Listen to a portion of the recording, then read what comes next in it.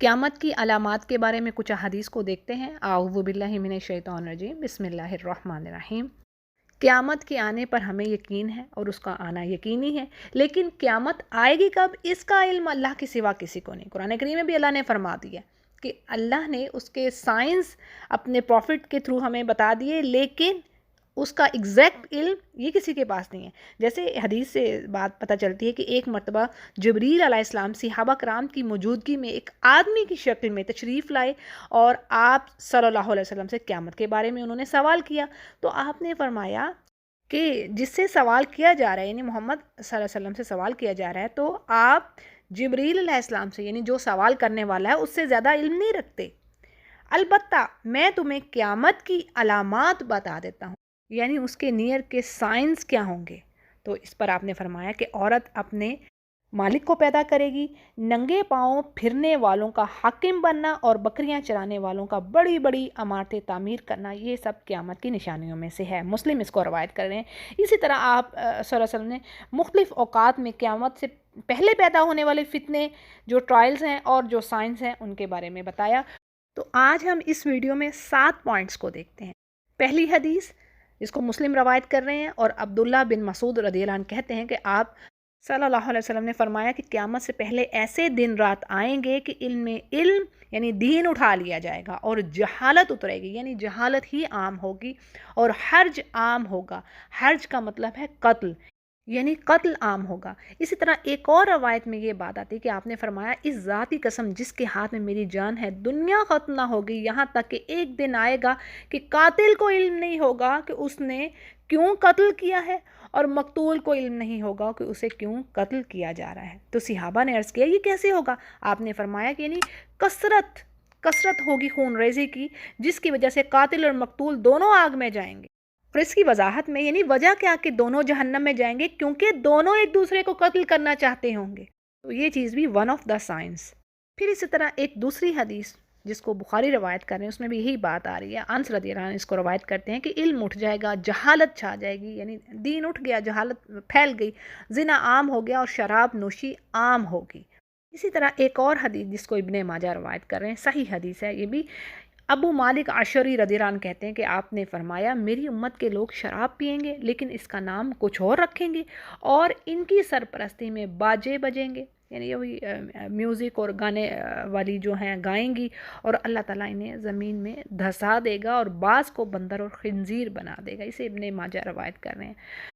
تیسرا پوائنٹ کیا ہے جی؟ ابو ہریرہ رضی اللہ عنہ کہتے ہیں کہ آپ نے فرمایا قیامت قائم نہ ہوگی جب تک کہ فتنے ظاہر نہ ہو، اور جھوٹ کی کثرت ہو جائے گی، تجارتی جو مراکز ہیں عام ہو جائیں گے، یعنی بہت زیادہ جو مارکیٹس ہیں، یہ بھی حدیث میں آتا ہے کہ قریب قریب ہو جائیں گی گھروں کے، اور وقت گھٹ جائے گا، حرج بہت زیادہ ہو جائے گا، وہی قتل جو ہے، یعنی قتل بہت زیادہ ہوگا۔ اور آج دیکھ لیں جو حالات ہیں کچھ ایسے ہی ہیں۔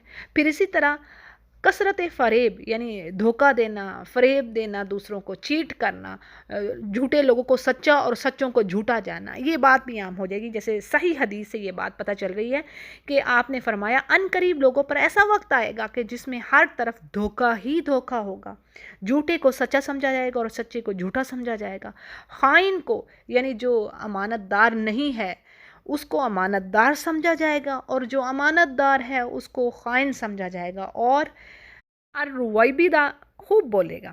اس پر صحابہ نے پوچھا یا رسول اللہ الرویبدہ کون ہے؟ تو آپ نے فرمایا عامت الناس کے معاملات میں اختیار رکھنے والا کمینہ آدمی۔ اس کو بھی ابن ماجہ روایت کریں۔ اور دیکھیں آج حالات پہ کیسے ہیں، یعنی کن کے ہاتھوں میں جو عامت الناس، عوام الناس، یعنی اب لوگوں کے اختیارات ہیں، سب سے خائن کمینے آدمیوں کے ہاتھوں میں آج اختیارات ہیں، وہ فیصلے کر رہے ہیں، جن کو کچھ پتہ ہی نہیں ہے، ان کو تو ایک آیت نہیں پڑھنی آتی، شاید کچھ ایسے لوگ بھی ہیں۔ اللہ تعالیٰ ہمیں معاف فرمائے۔ تو جی یہ 4 پوائنٹس ہوئے۔ پانچویں چیز کیا؟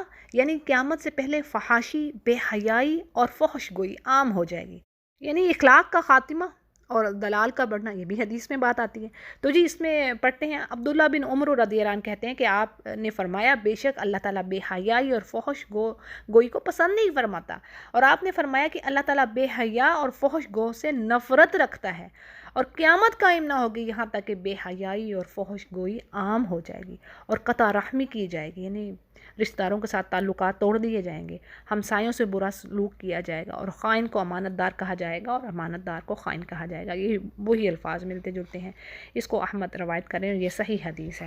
اور آج آپ سوسائٹی میں نظر ڈالیے حالات کیا ہیں، رشتہ داروں سے تعلقات تو بنا کے رکھنے ایک بہت ہی بڑا پہاڑ سر کرنے کے برابر کام ہو گیا ہے۔ ہر دوسرا تیسرا جو ہے وہ بھائی سے تعلقات توڑے ہوئے ہیں، بہنوں کے ساتھ اچھا سلوک نہیں ہو رہا، اور رشتہ داروں کے ساتھ ہمیں ان سے نہیں ملنا، یہ ایسے ہیں، جیلسی ایک دوسرے میں ہے، بغض ہے، حسد ہے، یا رب تو کرم فرما، یہ سب چیزیں ہو رہی ہیں آج۔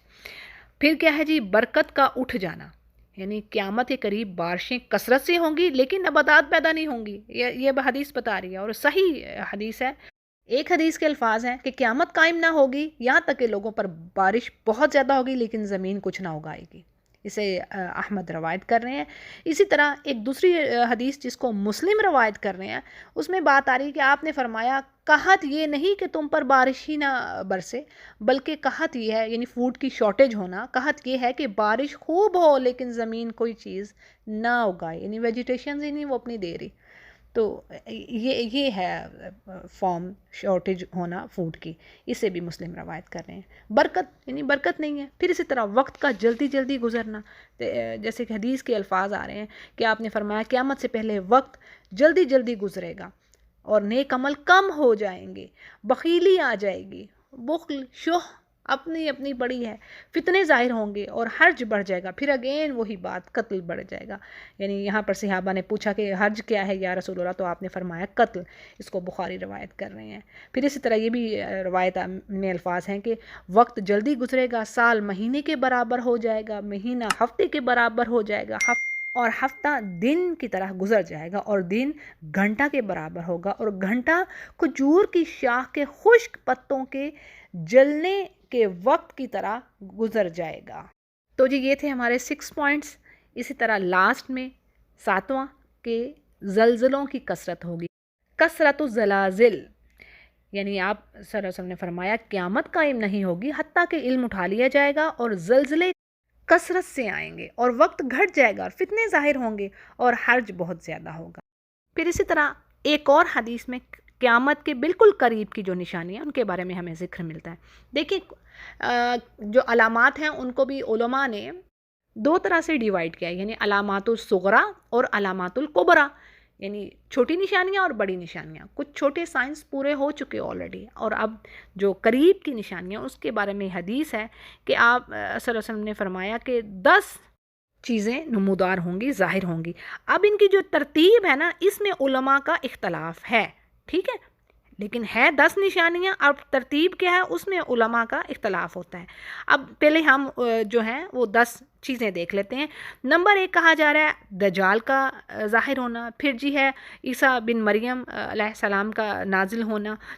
تیسری جو بات آ رہی ہے، پوائنٹ تیسرا کیا ہے کہ یاجوج اور ماجوج کا آنا، جو کہ قرآن کریم میں بھی ہے۔ پھر اسی طرح چوتھی چیز کیا آ رہی ہے، دابہ، ظہور دابہ تکلم الناس، یعنی یہ بھی قرآن کریم میں سورہ نمل میں یہ بات آتی ہے کہ زمین سے جانور نکلے گا اور وہ انسانوں سے بات کرے گا، ٹھیک ہے جی۔ پھر اسی طرح دخان، دھواں کا اٹھنا، 5ویں چیز۔ چھٹی چیز کیا ہے، طلوع الشمس من مغربہا، یعنی سورج کا نکلنا مغرب سے، اور اس میں حدیث ہے کہ یہ وہ وقت ہوگا جب توبہ کا وقت ختم ہو جائے، یعنی جب سورج مغرب سے رائز ہوا تو کیا ہے، توبہ کے دروازے بند ہو گئے، یعنی اب کسی کا ایمان لانا اسے فائدہ نہ دے گا۔